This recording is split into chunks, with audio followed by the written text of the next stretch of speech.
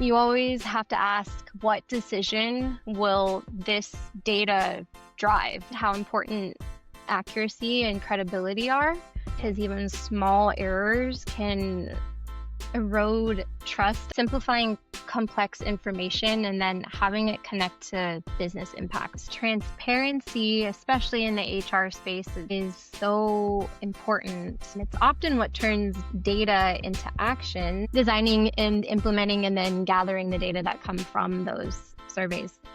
So I think the first step is to be crystal clear on what decision you're trying to make. I'm joined by Courtney Brown, an HR analyst with a finance team's perspective on HR, setting her apart in how she uses people data to drive action.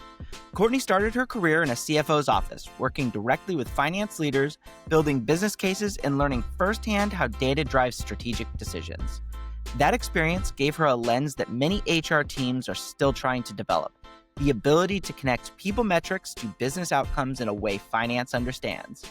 In this episode, we talk about how Courtney uses that mindset to build better surveys that get answered, partnering with hiring managers to use data they can act on, and creating onboarding processes that boost productivity from day one.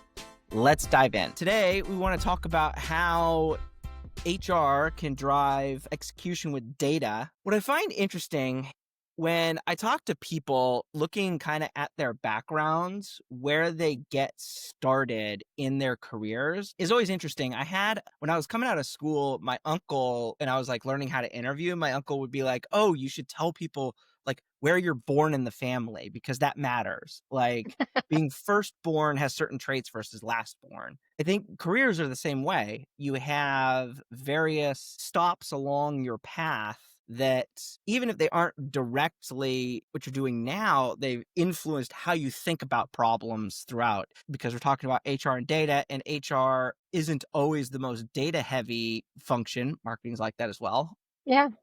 But you took a pit stop in a CFO's office, which is where people very much struggle to communicate their initiatives ultimately in a business. And so I kind of wanted to start our conversation in how working for a finance office's function made your mindset towards data and kind of helped shape the rest of the things that you did moving on. So, and this again was several years ago, but it did, I think it prepared me for kind of shifting my overall perspective on data. And I learned that you always have to ask, what decision will this data drive specifically? And, it's about how you can clearly connect that data to strategy and then to action.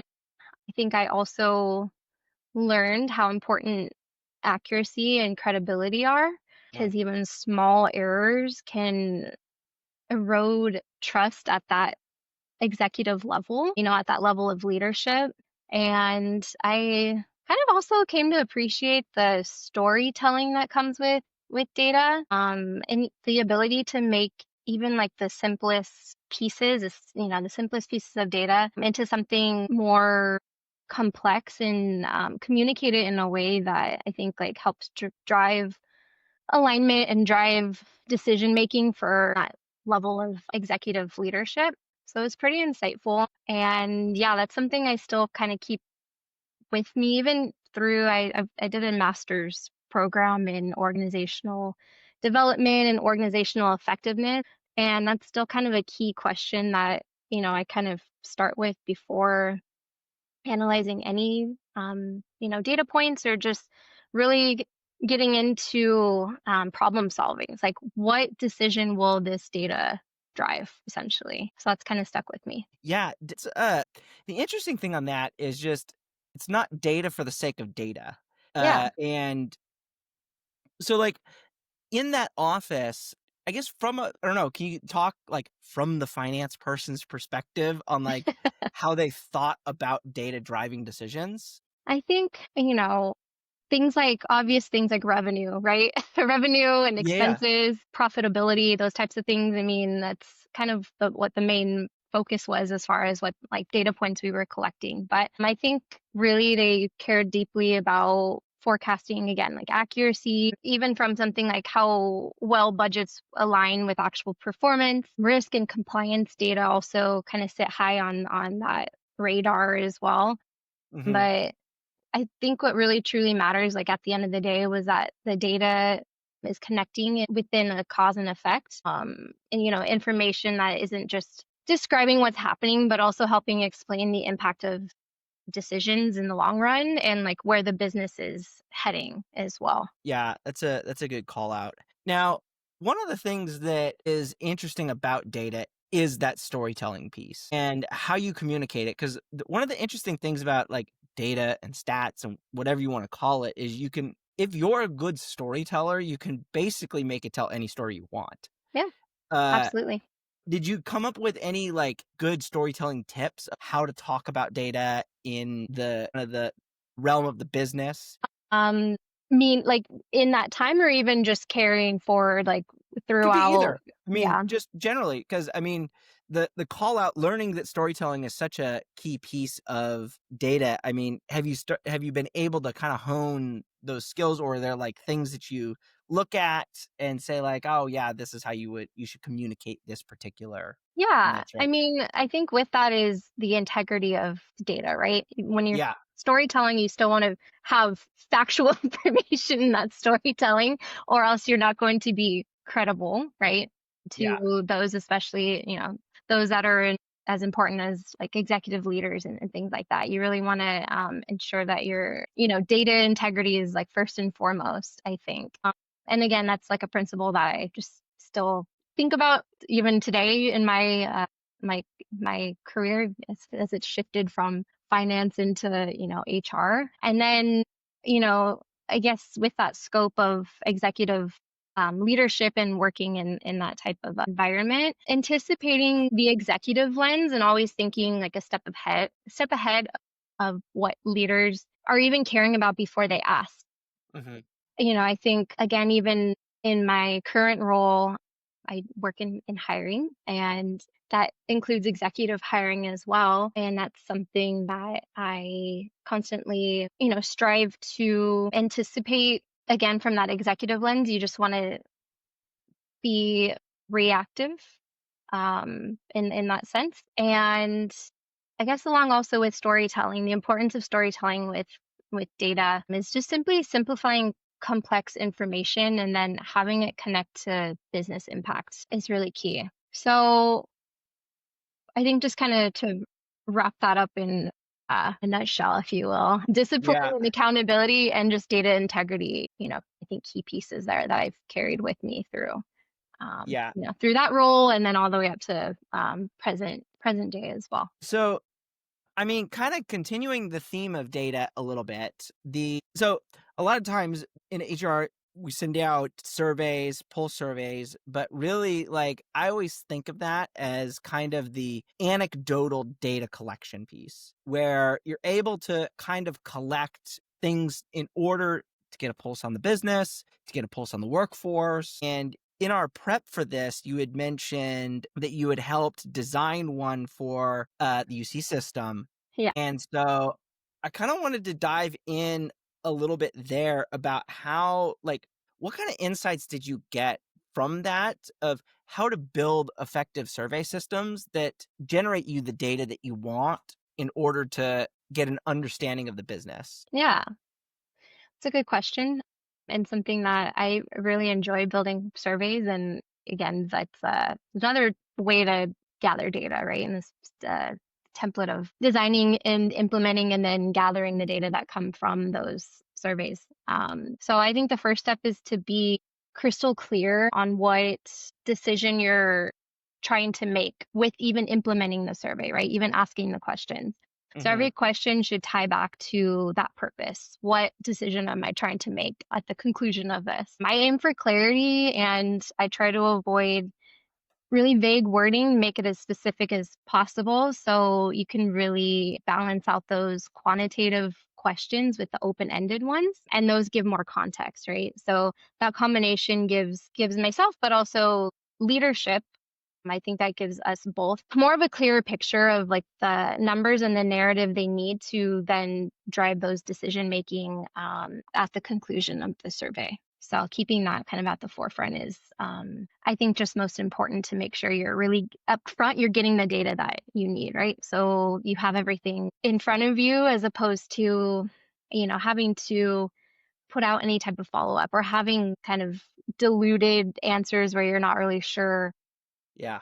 where to go next, right? It's like, oh well, maybe I should have made the questions a little bit more concise and more clear so that my survey takers really can hone in on just like again the qualitative responses. Yeah. So we've hit this twice now, and it's doing and designing things with what Yeah. decisions are you going to make with whatever action that you're taking. Mhm. And I think that's such Yeah. a good theme to keep going through here. But so you mentioned potentially having to send follow-ups, and Yeah. obviously that's not what we want to do. Do you have any tips for increasing response rates when designing surveys? Yeah, I think a big part of it, I mean, time is everything, right? And time Yeah. is we no one has enough of it, frankly, and it's something that it also embodies the amount of energy that people are going to put into their responses, right? If you're presenting someone with 100+ question survey, you're less likely to get really quality answers out of that because they're going to just try to, you know, get through it as fast as they can just to say I maybe won't that even they take it. right, or people don't even take it, exactly. And, we actually right now at, my company, we're going through our Your Voice annual survey, right? And unfortunately, it was one of those things. I think for me, I take the time, to, fill out the open-ended, the free responses and things.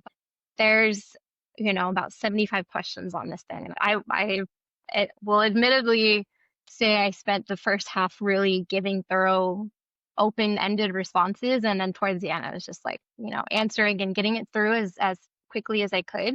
Just because at that point you're, a little burnt out. Yeah. You just really, I think, in survey design, want to respect people's time first and foremost. So that's always something I try to keep in mind, especially from an HR perspective, right? We want to Yeah. be respectful of our employees. If you want to drive engagement, I think that's kind of the key aspect of just being a human, right? Is everyone, is allotted only a certain number of hours in a day. So just be respectful of that.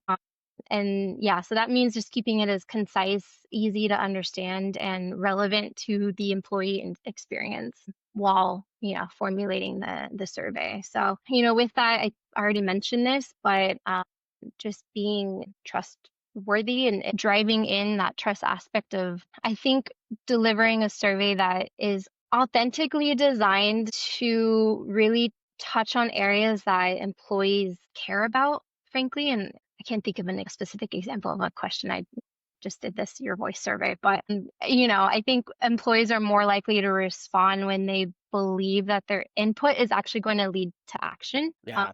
So making sure to communicate the why up front. Why am I even completing this survey, right? What is the point, and where is this even going to go? Are they really going to listen to me? Will there be any type of follow up? Like all of those questions, I think just making your why clear from the very beginning really will drive those response rates, and in turn, I think just the willingness to even want to put their voice out there, is much more likely. Yeah, I think that respecting time.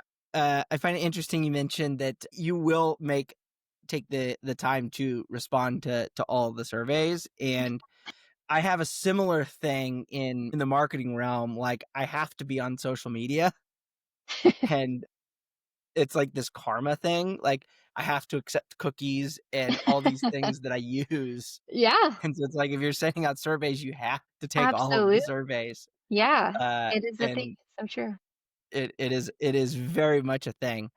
These can be super effective. I mean, do you do pulse surveys at all, or are your surveys usually the ones that you're designing bigger, like quarterly or monthly or annual surveys? Both. Both? If Okay. we're going, yeah, if we're going back to the specific ones that I was creating for the UC, it was large scale where our office was in charge of creating the generalized like template for all of the UC campuses to utilize. So, and they could, then take the general template and make it a little bit more specific to Mhm. their exact campus's needs. As you can imagine, all UC campuses function a little bit differently. They're their own little governing bodies. And they have their employees have, different needs across the state. So just coming up with that generalized template and then having them really make it their own. And then, yeah, it's been as large as that to as scaled down to pulse check surveys where, you're just even with my, because again, I just enjoyed doing surveys. So I've in my current role as well have implemented some just for our immediate organization, Mhm. maybe about 80 people in that matter, right? So it depends. And I think still um the main design and the main question remains, is this a good use of people's time? What is the why behind why I'm creating the survey? And really just making that the forefront to instill that level of trust to Yeah. hopefully warrant more responses. Because I know a lot of times, you get a survey in your inbox, like, "Oh, another one of these. Okay, well, we'll see. Yeah. We'll see where my responses go for this one, right?" Yeah, but I mean, surveys are a key piece to understanding the workforce because you can have the hard data like your turnover rates and headcount numbers Yeah. and all of that, but you can't get a sentiment behind some of those numbers unless you have survey. And so it's like it's such an important piece in order to be able to pair the hard data with some of the more anecdotal. Mhm. Yeah, absolutely. So it's a good call out to spend time, and I've been at HR conferences, and I don't think you're alone. HR folks love surveys, Surveys. and yeah, I've been next to survey companies, and we'll get traffic because everyone wants to come see what's going on with the survey company. Oh, So yeah, absolutely. And what the new fun updates are and upgrades and all those things that, you know, there's now it's like all about AI companions and having AI create your surveys for you, right? But again, still wanting to instill that human element to what you're even asking, yeah, your employees to respond to. So, yeah, and the AI questions may not be that good. You never know. It depends on how good their company who's selling its Chat GPT wrapper is that's true. for Yeah. for their AI surveys. I But would say at any it's rate, it's kind of a good starting point, right? To get the yeah, juices flowing, and then you can use the information that AI is spitting out to formulate your own questions or specify really if it's like a more generalized or broad questions like, okay, well, my employees care about this, and kind of yeah. honing in and making it more specific. So using it as a tool, not necessarily just letting AI put your survey together. Well, maybe we'll get there. But Probably will someday. now, I think when we were doing the prep for this, you had mentioned kind of in the hiring, onboarding, recruiting space that you're doing stuff now. You had quite a few good examples of how you took data to drive decisions. And I think it was along the lines of helping hiring managers or seeing what like hiring managers, I guess their success rates. Hmm. I don't know, maybe you can refresh me and then we can tell the audience kind of how you used data in order to improve the holistic hiring process, recruiting all the way through onboarding. Yeah, to kind of generally see if your onboarding is going well, I guess, Yeah. the whole process. Yeah. Well, part of that, I think we can kind of relate it back to like just general feedback, Hmm. whether that is from a survey or just elsewhere. In my current role, we do work directly with new hires that are being onboarded into our company. And so just their general, it sounds pretty simple, but their general feedback on their experience, I think, is very telltelling of, whether your onboarding for your company is effective. Yeah. How quickly they can ramp up to productivity as far as all those nuancy onboarding tasks that need to be completed, making sure that first and foremost your systems are working for them to be able to track those things. We, do have an internal system that essentially captures their onboarding. It's like a checklist, Hmm. essentially. Um, and keeping them on track of that checklist. And then all the way up to day one, ensuring that they're able to get to that productivity level where they are successfully able to log into their laptop and log in for their new hire orientation and get connected with IT and all those things. If those aren't aligning, it could delay this new hire from really starting their new role for days. Sometimes Yeah. even I've seen up to a whole week later, and that's just not a good optics wise. I mean, that's not a good look on the company, but it's also a terrible onboarding experience for the new hire as well. So just how quickly they can ramp up to productivity, and then just aligning how they're feeling with their manager and their team. We could, kind of get into retention. That's a whole other topic, I think, at like the 30, the 60, and the 90-day marks.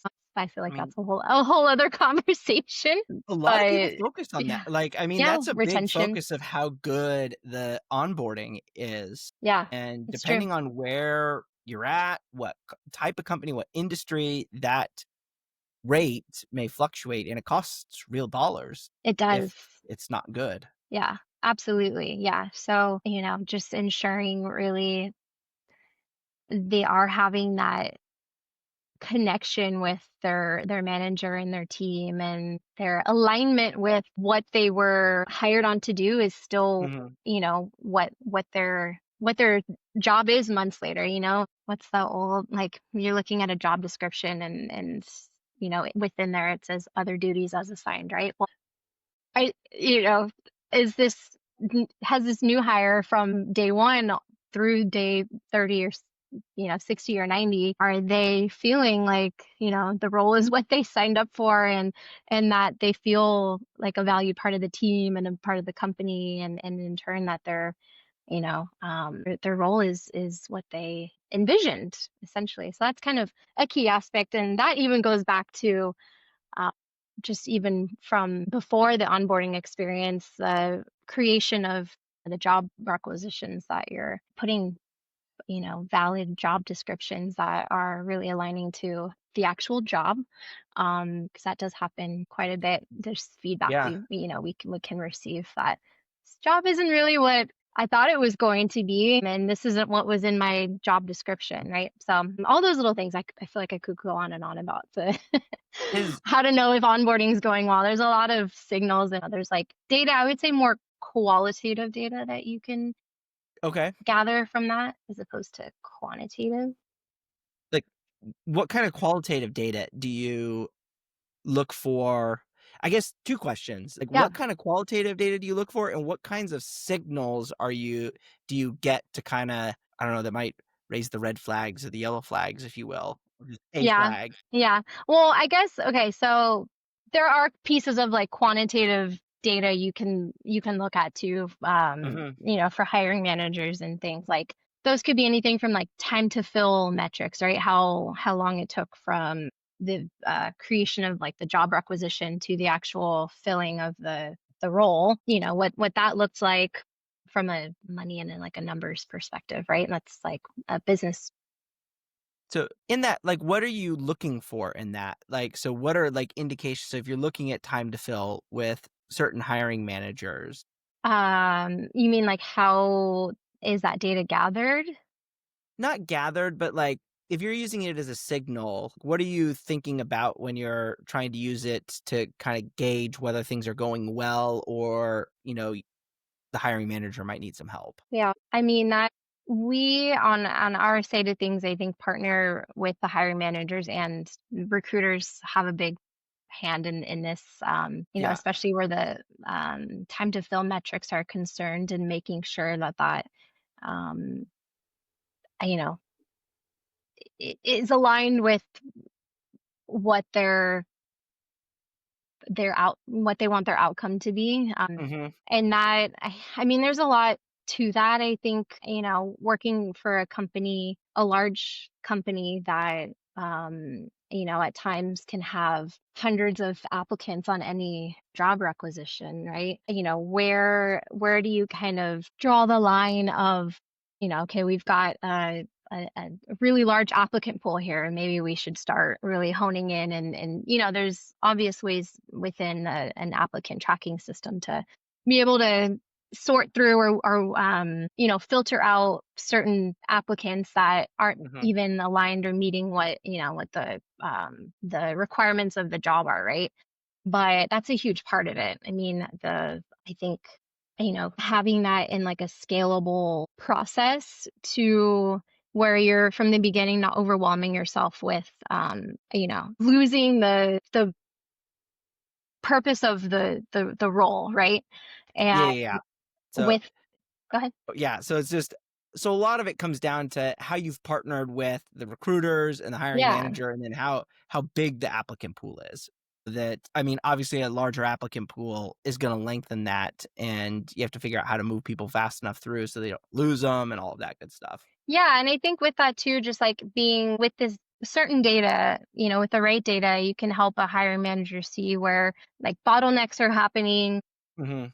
whether a job description, maybe it's too specific, or maybe it's too broad, and that's affecting, the amount of like applications that you're receiving, whether it's Yeah, not a lot or way too many, where people feel like, oh, I qualify for this, right? Or the opposite of this, or opposite of that, where applicants are looking at a job description and they're like, oh, I'm definitely not qualified for this role. So really making sure that those job descriptions aren't, they're just right. They're not too narrow, not too broad. And then to see where candidates are also maybe dropping out at certain stages of like the recruiting process, or yeah, the hiring process. And then that's really allowing the hiring manager, to adjust, whether it's a job description, the job requirements, partnering with their recruiters more effectively, and then just planning for capacity better, and that's really going to ultimately make the candidate experience and the hiring process that much more smooth and more successful. And that's just one little piece of it, right? That's just a time to fill metric. I mean, there's a lot of other yeah, things yeah. that you can look at within onboarding the hiring and then onboarding process. You have like all these different stages, and There, to your yeah, point, right at the start, what decision is the data going to drive? And really, I mean, time to fill might not be something to dive into deeper. Like the 30-day retention might be the bigger deal because once you get them over 30 days, like that's where, we're seeing the drop off. And that's so so, true. Yeah. like, I mean, I asked the time to fill thing just out of the blue, but that may not be the metric that you need to index on. No, It might be somewhere else. it might And be. so I think keeping Courtney's principle of what decision is this data gonna drive Yeah, is important, exactly. at the heart of any of these metrics that you're looking at. Yeah, absolutely. Uh, do you have any remaining tips for people in the recruiting, hiring, onboarding? What's the order that I should reference that in? Recruiting, hiring, onboarding, or hiring I think, the journey? yeah, recruiting, we call it the hiring life cycle, but yeah, Hiring life cycle, there you go. it starts with recruiting, because you first need to have well, it starts with a need, right? A need to even put together a requisition and a job posting. Then, Yeah, you know, yeah, um, so, yeah, then the requisition, from there, you're gathering applications, and that's still part of the recruiting process, as well as the interview process. yeah, Once you identify your hire, that you would create an offer and extend an offer, and that becomes, the hiring process. And then onboarding is when that person accepts their offer, and, from pre onboarding to their actual start date. That's all part of the onboarding. So you listed it correctly, being hiring. okay, good. Yeah. I didn't want that to be my big mistake for today. So in the hiring life cycle, any tips for HR folks that you would want to leave them with? Transparency, especially in the HR space, being as transparent as possible is so important. And it's often what turns data into action, but also with transparency, you're able to build trust, which in turn builds accountability. And I think that for any part of CHAR that you're in, CHAR is the people role, right? Mhm. You're constantly, whether it's directly working with people or indirectly, I kind of have had the opportunity to do both, where I've worked for smaller organizations where I am directly one-on-one working with employees in more of a generalist role where you're able to have those one-on-one conversations, or as large scale as working for a company with over 200,000 employees. So you're indirectly still working with people. So no matter what, I think transparency again will build the trust and the accountability. And whenever I have an opportunity to build it in a way that is letting people know that they're valued. I see you, I hear you. I think that's just what makes a big difference in your impact as an HR employee, but just, not even putting the human element into HR, but keeping it there. Yeah, But it's key. That's what the key is, the secret sauce. it is. Well, I want to thank you, Courtney, for taking the time to have a conversation and talk through this. And I'd say two of my biggest takeaways is, what decisions are you going to make? And before you take actions, whether that's using data to make a decision, collecting data through a survey, and then transparency along the way. And Yep. how do you build trust with transparency? And the transparency is how you turn data into action. So I want to leave the audience with that. So with that, where should the audience connect with you? How about LinkedIn? There we Let's say go. LinkedIn. LinkedIn. Connect with Courtney on LinkedIn. Connect Courtney Brown. You can find me based here in good old Sacramento, California.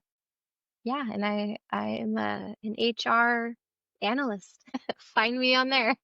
Great. I will link your LinkedIn profile in the show notes. And again, Courtney, thank you for taking the time to chat with us today. Thank you for joining us for today's episode of Pulse, the podcast that has real conversations with HR leaders linking people to performance. HR Bench is the people analytics platform that turns HR data into business strategy. It connects to all your tools, HRIS, ATS, payroll, surveys, whatever you're using. In just a few clicks, you get over 45 metrics instantly visualized in boardroom-ready dashboards, benchmarked by industry and company size. Book a demo at hrbench.com and we'll build you a custom benchmark report using your data.